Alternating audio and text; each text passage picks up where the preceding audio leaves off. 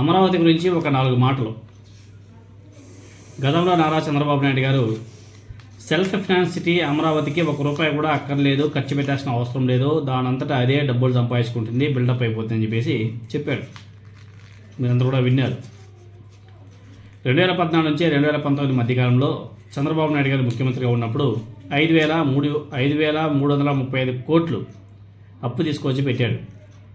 అది కూడా హట్కో నుంచి 1,275 కోట్లు తెచ్చాడు. అమరావతి పేరుతో ముంబై వెళ్ళి గంట కొట్టి అక్కడ 2,000 కోట్లు అప్పు తెచ్చాడు.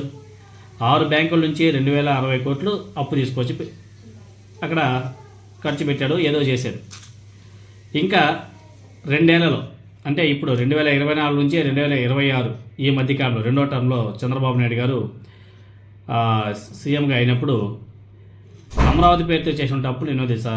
47,387 కోట్లు. అక్షరాల గత 2 సంవత్సరాల్లో అమరావతి కోసం చేసినటువంటి అప్పు 47,387 కోట్లు.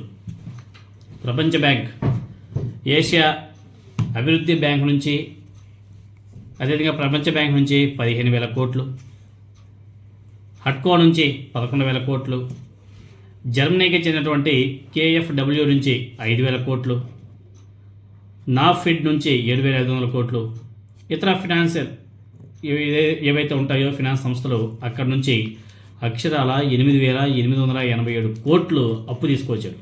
ఇవన్నీ కూడా అప్పులే. మరి నారా చంద్రబాబు నాయుడు గారు చెప్పింది ఏంటి? అమరావతి సెల్ఫ్ ఫినాన్స్ క్యాపిటల్ అని చెప్పాడు కదా. మరి ఇన్ని వేల కోట్లు ఎందుకు అప్పు చేశాడు నారా చంద్రబాబు నాయుడు గారు అమరావతి కోసం?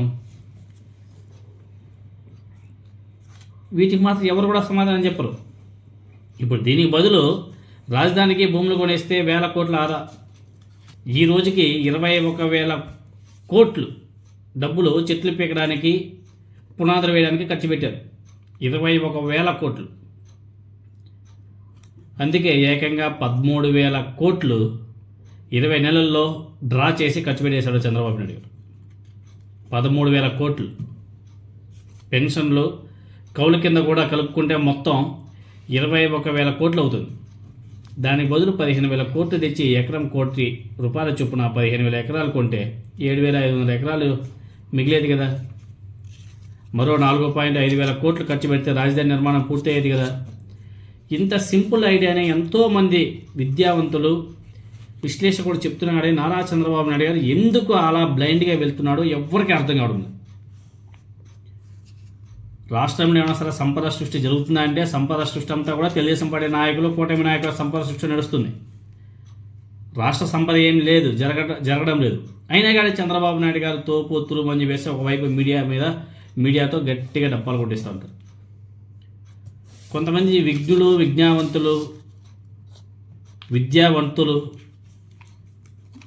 అదేవిధంగా రాజకీయ పండితులు ఒకసారి వీటన్నిటిని కూడా ఆలోచన చేయాలి.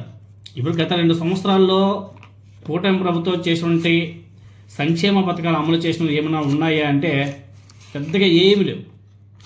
సరే రాష్ట్రంలో ఏమైనా సరే అభివృద్ధి ఏమైనా జరిగిందా అంటే ఏమీ కనిపించట్లే. వీళ్ళు ఏమైనా సరే కొత్తగా ఏమైనా సరే నిర్మాణాలు స్టార్ట్ చేశారా అంటే డెవలప్మెంట్ యాక్టివిటీస్లో భాగంగా నిర్మాణాలు ఏమైనా సరే చేపట్టారా అంటే పెద్ద గుణసున్నా.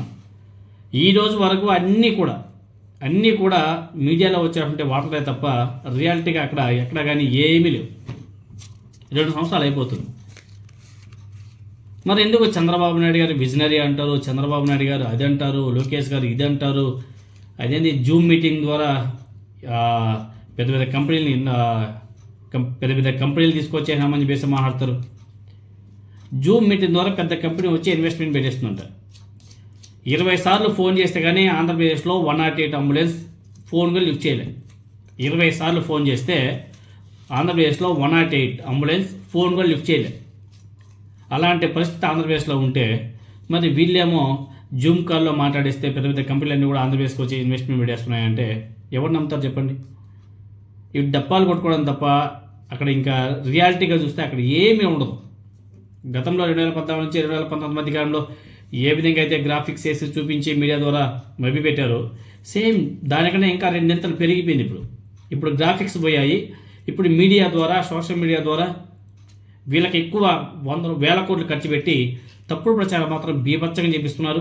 పిఆర్ స్టంట్లు మాత్రం ఓ లెవెల్, అసలు ఆ లెవెల్ చూస్తే నిజంగా భయపడిపోతారు.